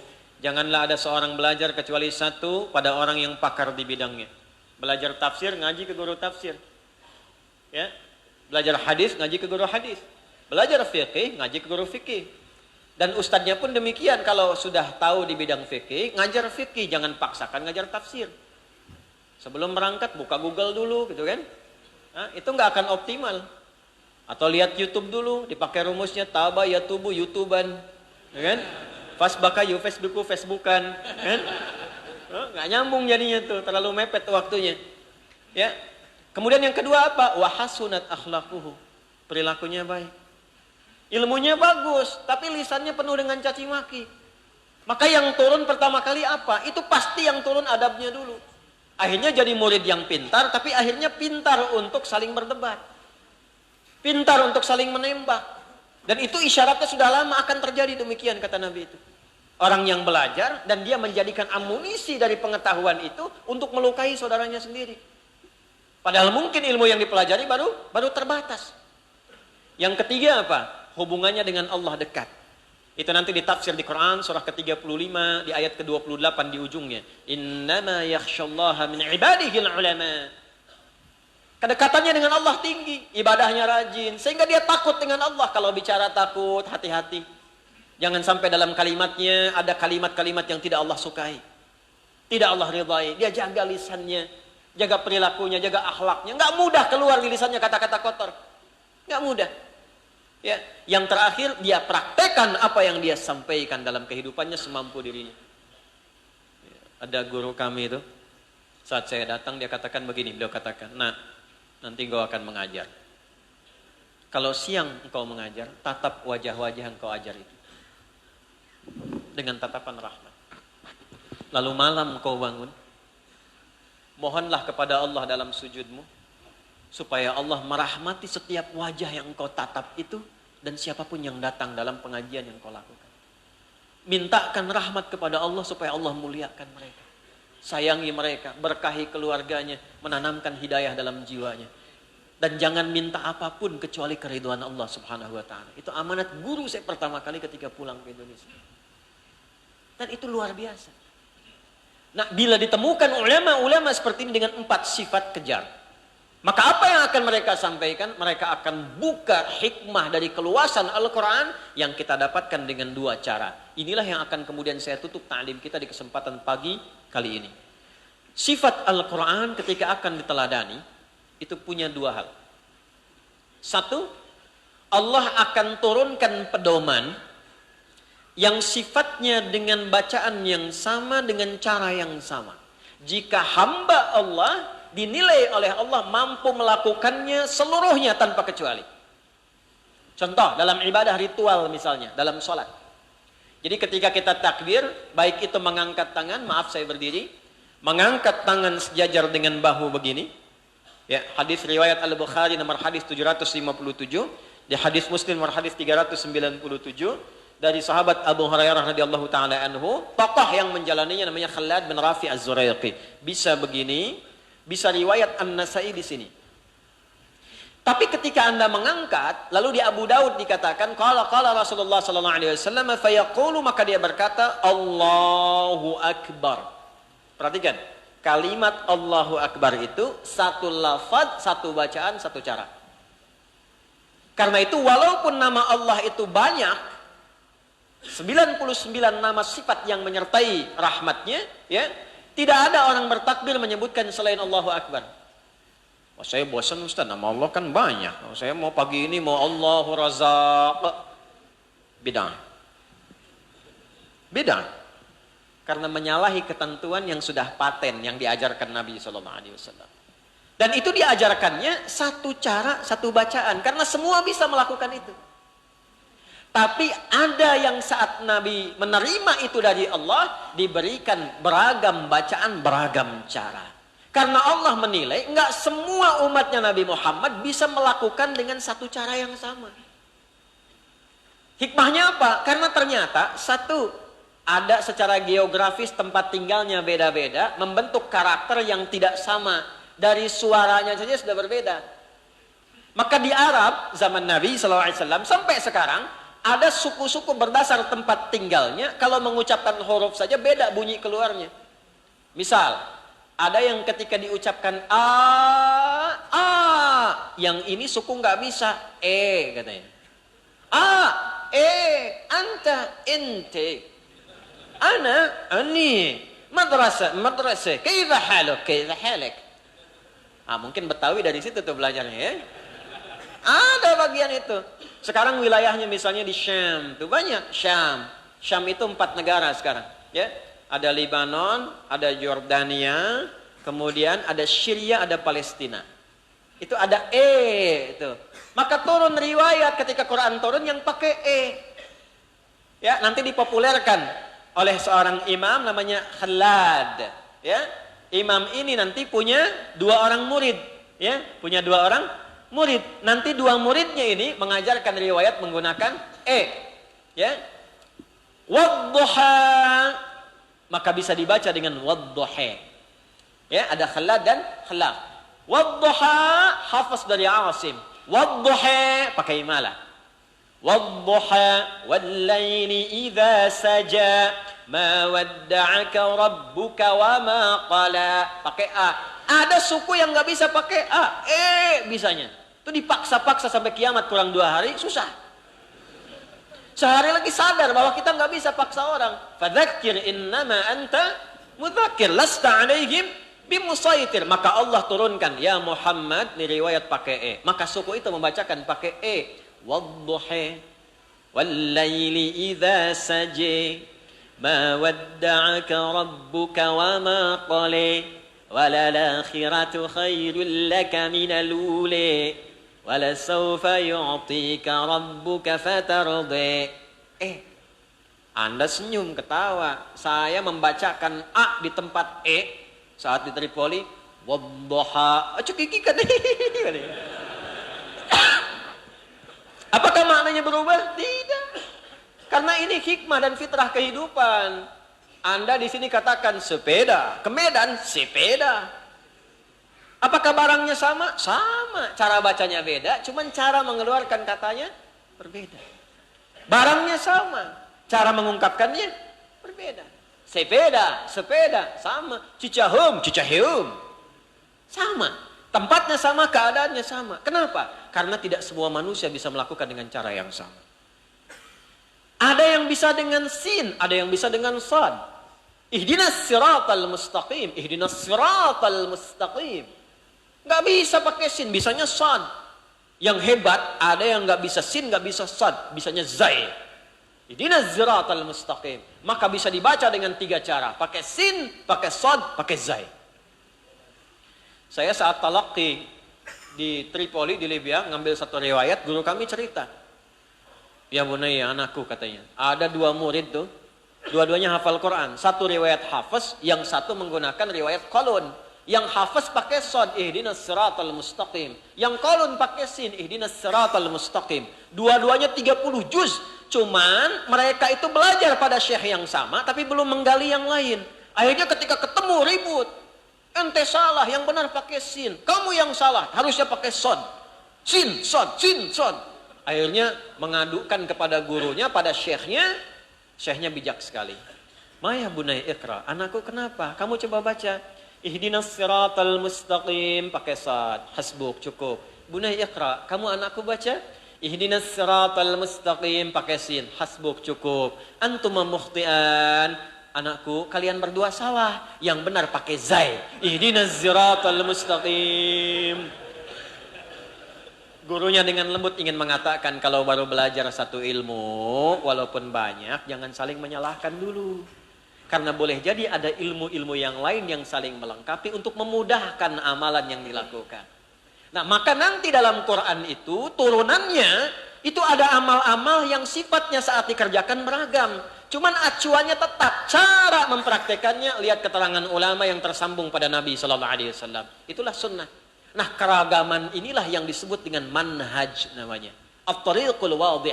Semuanya bersumber dari Nabi SAW, satu manhaj. Tapi saat dipraktekan, nggak mungkin kita mengerjakan semua. Harus pilih salah satu.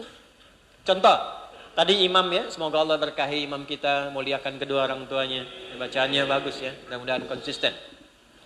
Kan tadi bacaan bismillahnya nggak kedengaran kan? Ya, mungkin baca yang silent. Karena memang kurang lebih ada yang menghitung 70 hadis bismillah itu.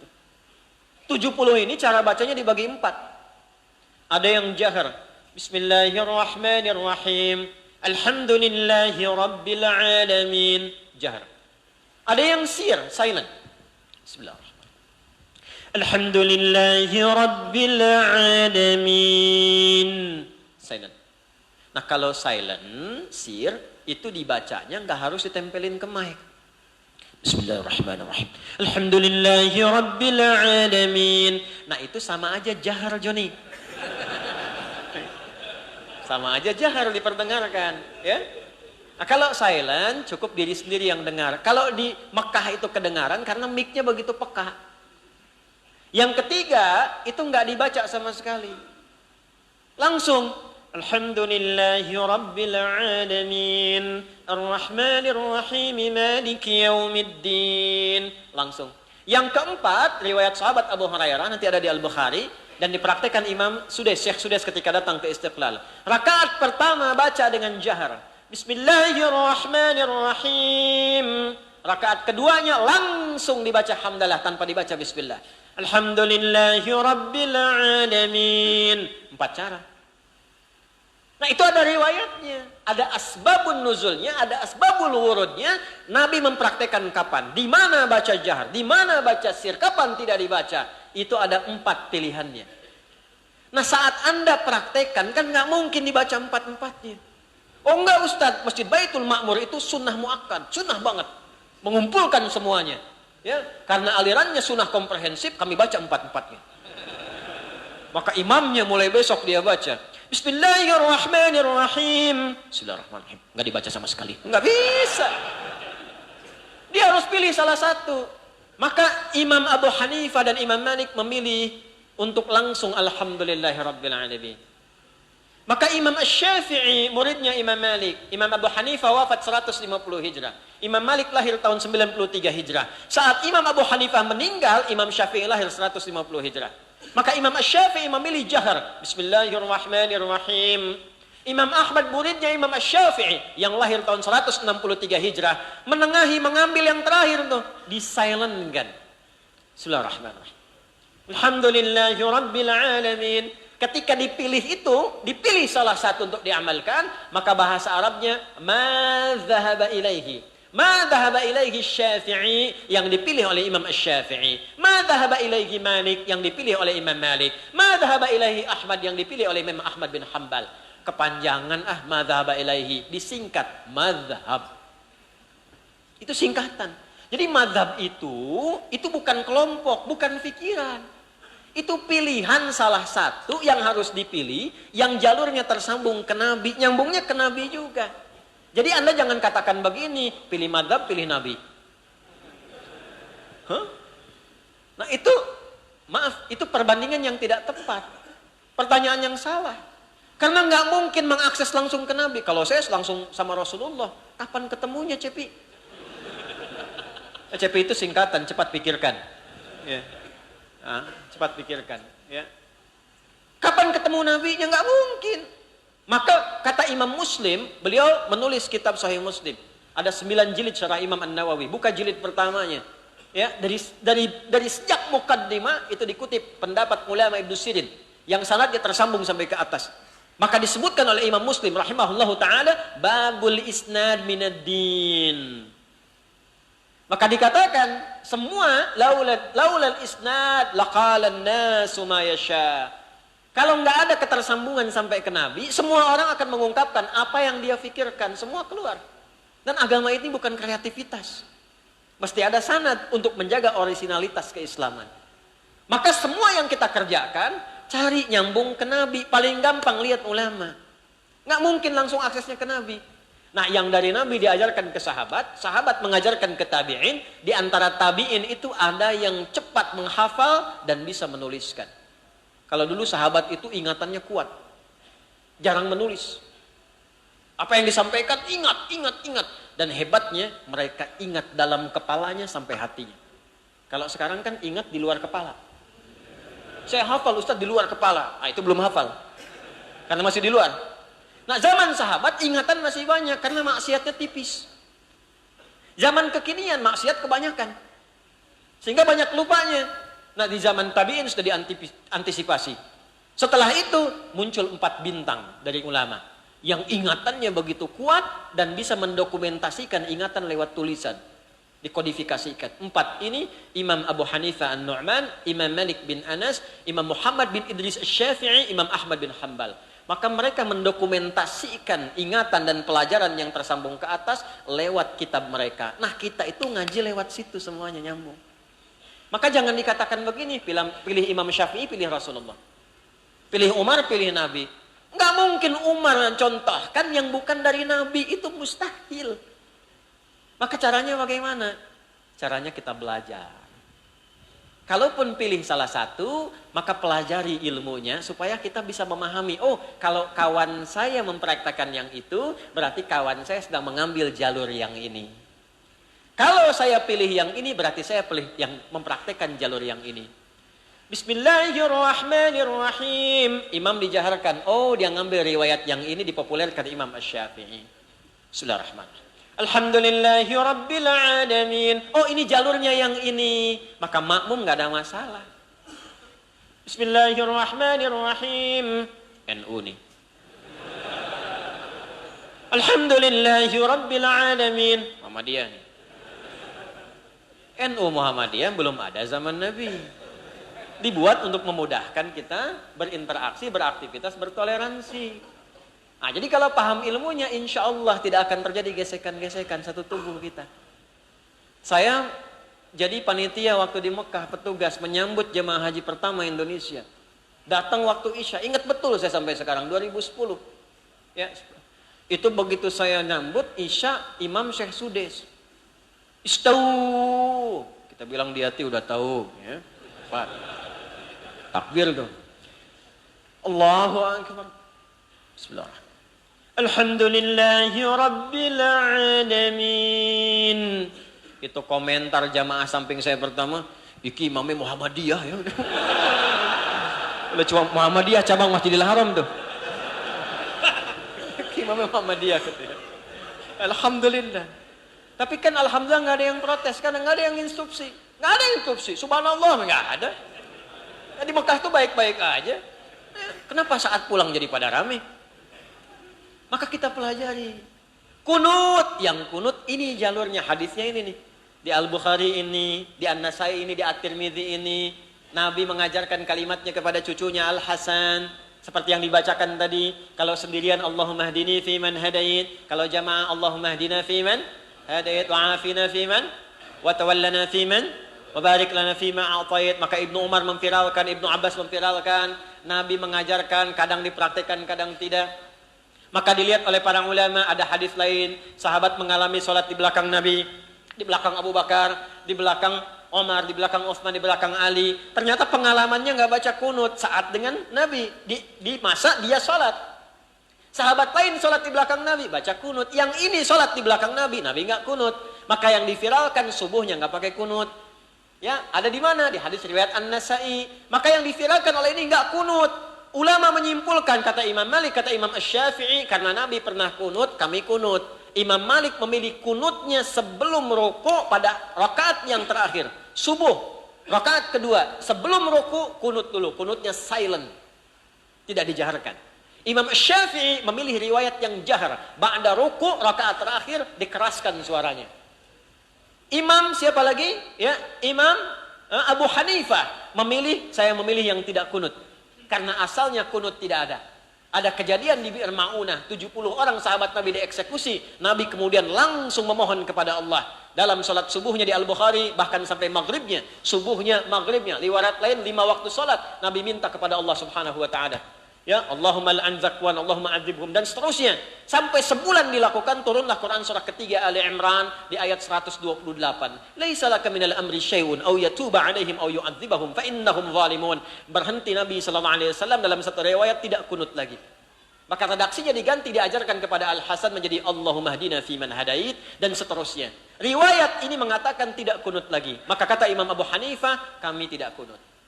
Imam Ahmad datang menengahi. Nabi kapan kunut? Saat terjadi peristiwa besar yang membutuhkan doa, support yang sangat kuat, beliau kunut. Kejadian besar yang butuh doa, support kuat disebut dengan nazilah. Maka kata Imam Ahmad, kunutnya nazilah. Mau subuh, silahkan. Mau zuhur, silahkan. Sampai ke isya, silahkan. Maka Imam Ahmad memilih versi yang kunut nazilah. Semua ada keterangan, semua ada riwayatnya. Kalau yang kunut, ini dalilnya. Yang tidak kunut, ini dalilnya. Yang kunut nazilah, ini dalilnya. Jadi semuanya benar tersambung kepada Nabi. Yang salah yang tidak sholat subuh. Jadi jangan karena persoalan kunut kemudian saling berselisih. Imam Syafi'i, Muhammad bin Idris Asy-Syafi'i, datang ke tempatnya mazhab Abu Hanifah. Penutupnya, Abu Hanifah sudah meninggal, tapi menyisakan 2 murid yang fenomenal. Namanya Imam Muhammad dan Abu Yusuf. Itu datang ke tempat beliau pas waktu subuh bersama muridnya. Muridnya mengatakan, kita menang nih sekarang. Pendapat imam kita menang. Karena Imam Muhammad dan Abu Yusuf meminta, Syekh silakan jadi imam. Untuk menghormati ulama besar. Kata muridnya, menang kita nih. Nah, kebiasaan murid tuh. Ustadznya biasa-biasa, muridnya sewot. Ya, menang kita nih. Tapi ternyata ketika mengimami subuh, Imam Syafi'i tidak kunut. Padahal mazhabnya kunut. Begitu selesai, muridnya konfirmasi. Ya Imam, kenapa tadi nggak kunut? Kenapa nggak kunut? Kata Imam Syafi'i, karena saya menghormati mazhabnya Imam Abu Hanifah yang dipraktekkan di sini yang tidak kunut. Nah, itulah adab para ustadz. Kalau ustadz mengajar di tempat orang yang biasa kunut, ajarkan tentang dalil kunut, praktekkan kunutnya. Tapi kalau mengajar di tempat yang tidak kunut, walaupun beliau mengamalkan kunut, ajarkan dalil tentang tidak kunut. Imami dengan tidak kunut. Supaya masyarakatnya semakin nyaman ibadah, tidak terpecah belah. Walaupun diajarkan nih yang kunut dalilnya ini ya Pak, Bu. Nanti kalau main-main ke tempat kunut seperti ini. Itulah yang disampaikan ulama-ulama kita. Syekh Ibnu Shalih Al-Utsaimin, Syekh Ibnu bin Baz. Dua-duanya ulama di Saudi. Mazhabnya Hambali tidak kunut. Tapi fatwanya, jika ada orang tidak mengamalkan kunut dan dia bermakmum di belakang imam yang kunut, maka aminkan kunutnya. Tapi jika dia kemudian, nah ini, dia kunut dan dia bermakmum di belakang imam yang tidak kunut, ikuti imamnya. Dalilnya, innama ju'ilal imamu liyu'tamma bihi fa qira'atul imam qira'atul ma'mum. Dijadikan imam untuk diikuti, semua diikuti. Jadi begitu selesai imamnya salam, nggak perlu sujud sahwi. Jangan menyalahi imam. Tapi kalau imamnya kunut, aminkan. Allahumma hdina fi man hadait. Amin. Jangan salah menyampaikan. Allahumma hdina fi man hadait. Bid'ah. Batal salatnya. Atau membaca bacaan lain di luar bacaan imam, menyalahi. Karena salat ikut imam. Itu hadisnya dari Nabi, bukan dari Adi Hidayat, dari Nabi. Dari Nabi demikian. Nah, kalau belajarnya begini enak kita. Jelaskan. Ya, jadi nggak ada kaitan antara NU, Muhammadiyah, Dewan Dakwah misalnya, nggak ada kaitan. Semua ormas ini bahkan pendirinya NU Muhammadiyah itu bersaudara. Kiai Haji Muhammad Hashim bin Asy'ari dengan Kiai Haji Ahmad Dahlan itu nasabnya bertemu di satu titik tuh. Ya, bertemu di satu titik. Itu sama-sama bersaudara. Kalau saya bacakan habis waktu kita nanti. Ya. Bahkan sebelum ke Mekah belajarnya di satu guru Kiai Haji Soleh Darat di Semarang. Setelah itu berangkat di Mekahnya sama mengajinya, beberapa gurunya sama. Syekh Ahmad Khatib As-Sambasi atau Al-Minangkabawi ada dua versi. Kemudian Syekh Nawawi Al-Bantani ngaji di situ. Ya, Syekh Ahmad Dahlan, Kiai Haji Muhammad Darwis, kemudian Kiai Haji Muhammad Hasim bin Asy'ari, ya, dengan Buya Asnawi yang dari Caringin itu sama gurunya. Sama. Nah, Syekh Hashim fokus di bidang kajian kitab, sehingga beliau fokus ngambil ijazah, ngambil riwayat, ngambil sanad, pulang-pulang menuliskan dan merumuskan 19 kitab. Adabul Alim wal Muta'allim, Risalah Ahlussunnah wal Jamaah, An-Nurul Mubin fi Mahabbati Sayyidil Mursalin. Saya mengkaji, mempelajari, menghafal kitab itu. Karena mencintai ulama-ulama kita. Ya, Kiai Haji Ahmad Dahlan mempraktekkan isinya, dakwah bil hal. Pulang-pulang yang ngaji kita banyak, yang praktek sedikit. Ara'aital ladzi yukadzibu bid-din fadzalika alladzi yad'ul yatim wa la yahuddu 'ala ta'amil miskin. Ayatnya fasih dibaca, tapi orang yatim enggak ada yang rawat. Maka beliau keluarkan dari sakunya, uangnya dikeluarkan, pakaiannya dibuka, disiapkan sebagai embrio, bikin rumah yatim, bikin PKU rumah sakit, bikin sekolah yang bagus, praktek ayat. Yang satu menguatkan dengan dalil, yang satu praktekkan dalil dalam kehidupan. Sehingga ketika disatukan, kompaknya terasa, dakwah bil halnya nyaman. Nah, itulah satu tubuh. Sekarang Qurannya sama, ayatnya sama, hadisnya sama. Sudah, Anda tinggal di Bali dan begitu merasakan nikmatnya berislam. Ya, karena keadaannya minoritas, alhamdulillah, jadi lebih terasa. Maka dengan keadaan yang terbatas itu bersatulah. Saling mempelajari. Ya, karena Qurannya mengajak untuk saling bersatu dalam kebaikan. Ada perbedaan-perbedaan, sepanjang itu mengacu kepada nilai-nilai yang sudah ada pedomannya, saling toleransi di dalamnya. Ya, sepanjang baik, kajian, luaskan wilayah, luaskan kesamaan, pilihan masing-masing silahkan memilih. Tapi jangan sampai perbedaan pilihan itu menjadikan kita tak mampu minum teh bersama. Akhi, apa kabar? Beda manhaj. Assalamualaikum. Bid'ah. Susah. Jelas? Nah, saya tutup. Kalau sudah di antara muslimnya kompak, tebarkan spirit Quran pada tetangga dan kerabat-kerabat kita. Ya.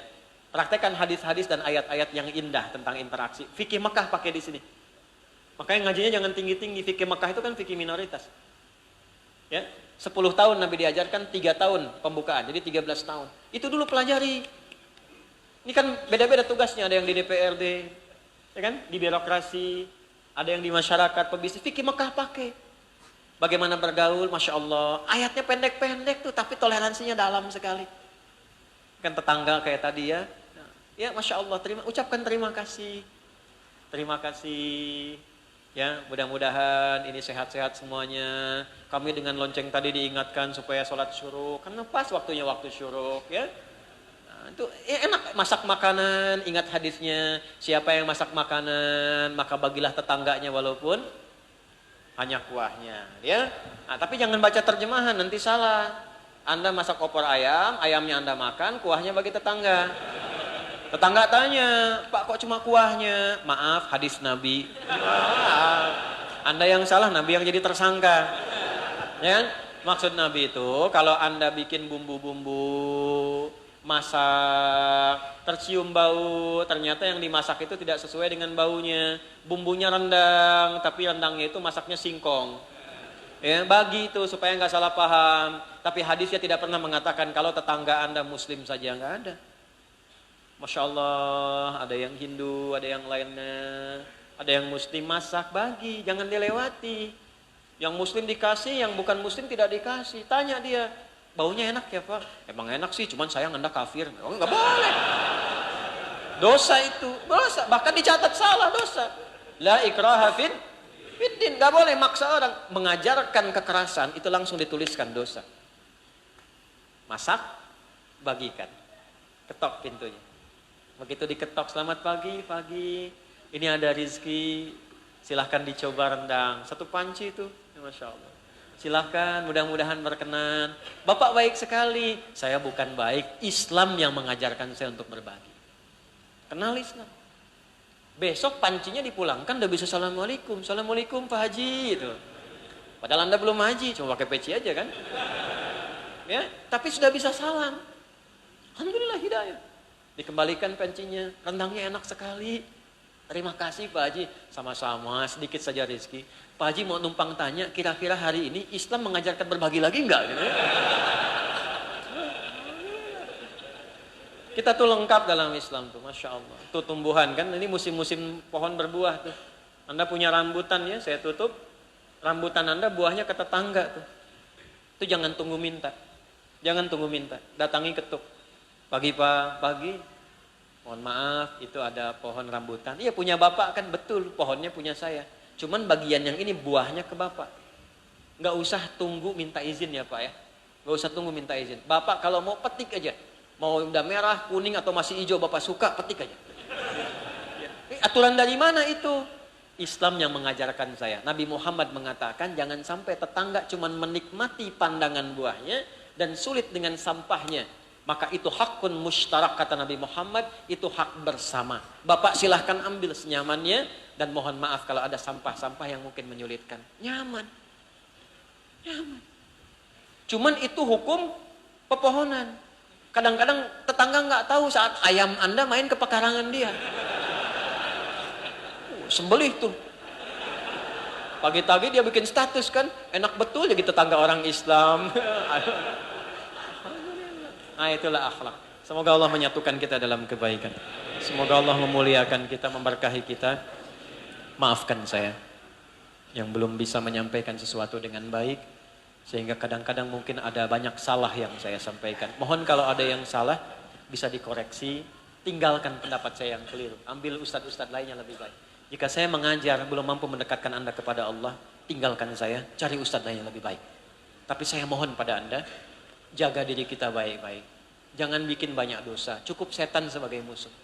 Jangan bebankan dan beratkan beban kita untuk menghadap Allah dalam hisab. Koreksi diri kita dengan kebaikan. Dekatkan diri kepada Allah. Bangun toleransi dengan kemuliaan. Dan kita akhiri dengan doa yang baik. Mudah-mudahan doa kita dikabulkan oleh Allah Subhanahu wa ta'ala. Majtama'a qaumun fi baitin min buyutillahi illa ghasyiathum rahmah wa haffathumul malaikah. Nazalat alaihimus sakinah wa dzakarahumullahu fiman indah. Tidaklah seseorang berkumpul mengaji di satu tempat di antara rumah Allah kecuali Allah liputkan rahmat kepada dia, ditanamkan sakinah dikumpulkan dengan para malaikat, disebut-sebut namanya oleh Allah dan dijawab doanya ketika dimohonkan kepada Allah Subhanahu wa taala. Allahumma taqabbal minna innaka antas samiul alim. وتب علينا إنك أنت التواب الرحيم اللهم إنا نسألك خير ما سألك رسولك المصطفى نبينا محمد صلى الله عليه وسلم ونعوذ بك من كل ما استعاذ بك عنه رسولك المصطفى نبينا محمد صلى الله عليه وسلم ربنا لا تدع لنا في مقامنا هذا وفي كل مقام ذنبا إلا غفرته Ya Allah, jika ada pendosa yang hadir di majlis ini, jangan biarkan ia pulang kecuali Engkau telah gugurkan seluruh dosa-dosanya. Wala hamman illa farajtah, jika ada yang datang dengan kegelisahan, jangan biarkan ia pulang kecuali Engkau telah tenangkan keadaan hatinya. Wala dainan illa qadaitah, jika ada di antara jamaah yang datang terlilit oleh utang piutang, maka mohon limpahkan rezeki kepadanya untuk melunasi utang-utangnya. Wala asiran illa yassartah, jika ada di antara kami yang datang dengan kesulitan, maka mohon angkat dan hilangkan seluruh kesulitannya. Allahumma ja'al jam'ana hadza jam'an marhuma wa tafarraqana min ba'dihi tafarraqan ma'suma. Ya Allah, jadikan pertemuan kami mengikat tali kasih, rasa cinta dan persatuan di antara kami. Dan bila pun kami mesti berpisah, jadikan perpisahan kami mengeratkan silaturahim di antara kami. Allahumma ahfad biladana Indonesia wahdi ya Allahumma ra'ana waj'al udala. Ya Allah, mohon jaga negeri kami Indonesia, jauhkan dari perpecahan, berikan hidayah kepada para pemimpin kami untuk adil dalam membuat kebijakan. Ya Allah, ringankan hisab mereka di hari kiamat, berikan kepada mereka taufik dan hidayahmu. Wahfad ulama'ana waj'alhum mukhlasin lakad-din, dan mohon jaga para ulama kami, ikhlaskan mereka dalam mengajar, satukan mereka untuk mencerahkan umat, jauhkan dari perpecahan. Allahumma barik hadzal masjid baitul ma'mur, barik hadzal masjid ya Allah, barik ya Allah muassisi wa barik mu'miri ya Allah ya arhamar rahimin, berkahi masjid ini ya rabbal alamin. Jangan biarkan ada satu bagian di masjid ini terjadi maksiat di dalamnya. Berkahi ya Allah pendirinya, berkahi ya Allah DKM-nya, berkahi keluarganya, berkahi jamaahnya, dan makmurkan masjid ini ya Allah, sehingga kami bisa bersaksi di akhirat di Baitul Ma'mur ya Rabbal Alamin. Rabbana atina fid dunya hasanah wa fil akhirati hasanah wa qina adzaban nar. Sallallahu ala sayyidina Muhammad wa ala alihi wa sahbihi ajma'in. Wa akhiru da'wana subhanakallahumma rabbana wa bihamdika asyhadu an la ilaha illa anta nastaghfiruka wa natubu ilaik. Alhamdulillahi rabbil alamin. Sebelum saya akhiri dengan salam, saya mohon minta maaf dan minta izin diberikan akses. Kami akan siap-siap pada sesi yang terakhir dan langsung kembali ke bandara. Mohon doanya. Assalamualaikum warahmatullahi wabarakatuh.